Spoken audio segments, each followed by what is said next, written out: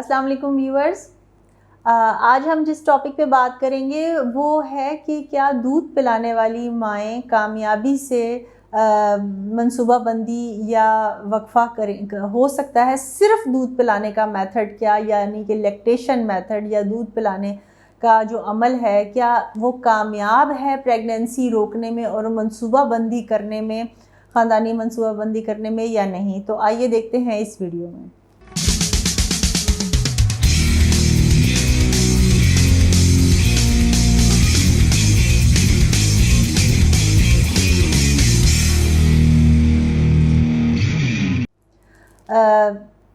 Viewers, जो couples ये चाहते हैं कि वो किसी किस्म का भी कोई हार्मोनल मेथड यूज़ नहीं करना चाहते और अभी न्यू मदर हैं और वो बेबी को फीड करवा रही हैं और वो ये समझती हैं कि फीड करवाने के दौरान ही ये एक इनफ मेथड है कि इसी से ही उनकी फैमिली प्लानिंग हो जाएगी, तो इस सिलसिले में हमें कुछ फैक्टर्स को मद्देनज़र रखना बहुत ज़रूरी है। अगर तो मदर एक्सक्लूसिव ब्रेस्ट फीडिंग करवा रही हैं, एक्सक्लूसिव का मतलब ये है कि सिवाय मदर फीड के बेबी को किसी किस्म की और कोई टॉप फीड नहीं दी गई और हर 2 से 3 घंटे के अंदर मदर फीड करवाती हैं और उसके असर में उनके पीरियड्स स्टॉप हो गए हैं और बिल्कुल एब्सेंट है, यानी कि किसी किस्म का मेंस्ट्रुअल साइकिल या मेंस्ट्रुअल ब्लीडिंग नहीं है और मेंसेस बंद हैं, तो फिर 98% चांस है कि वो अनवांटेड या अनप्लान्ड प्रेगनेंसी से बची रहेंगी। लेकिन आम तौर पर ऐसा देखा गया है कि अगर तो एक्सक्लूसिव ब्रेस्ट फीडिंग नहीं है और रेगुलर ब्रेस्ट फीडिंग नहीं है बल्कि दरमियान में फीडर से भी दूध पिला रही हैं और उसके अलावा ये कि अगर वो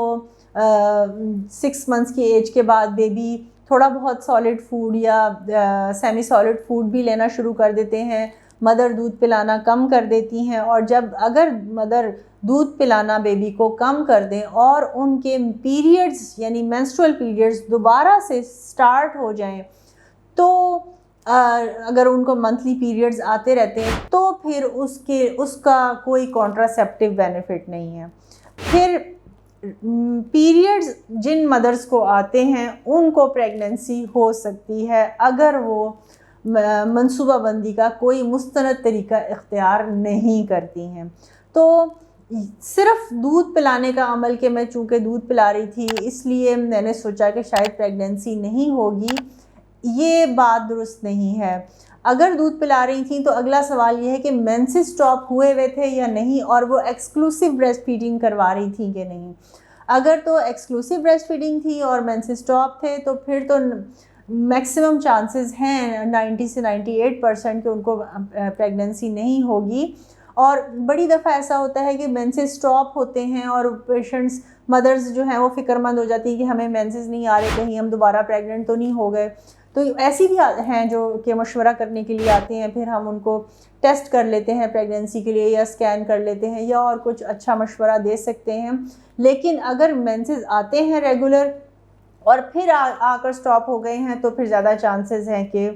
कहीं अनवांटेड प्रेगनेंसी ना हो गई हो। ऑफ कोर्स एक प्रेगनेंसी के बाद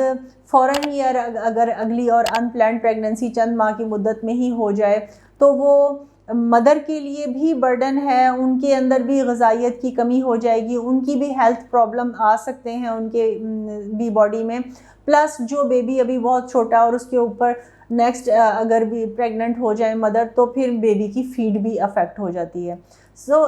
ये बेहतर है कि इवन दूध पिलाने वाले माएँ भी वक्फ़े के लिए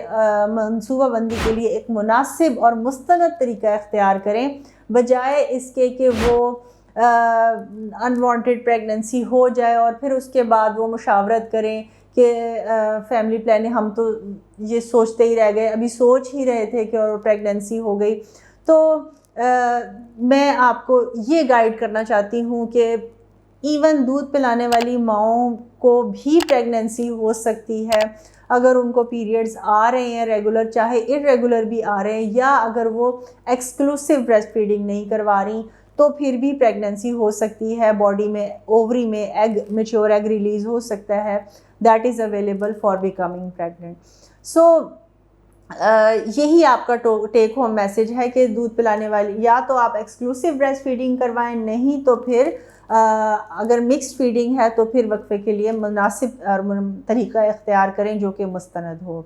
आप मुझे दुआओं में याद रखिएगा और मज़ीद कंसल्टेशन के लिए आप तशरीफ़ ला सकती हैं। मैं डॉक्टर फौजिया अंबर कुरैशी हूँ। मैं प्रोफेसर ऑफ गायनाकोलॉजी हूँ, हेड ऑफ़ डिपार्टमेंट हूँ शालामार हॉस्पिटल में, और इसके अलावा पंजाब मेडिकल सेंटर में। अब तक के लिए इतना ही। अल्लाह हाफ़िज़।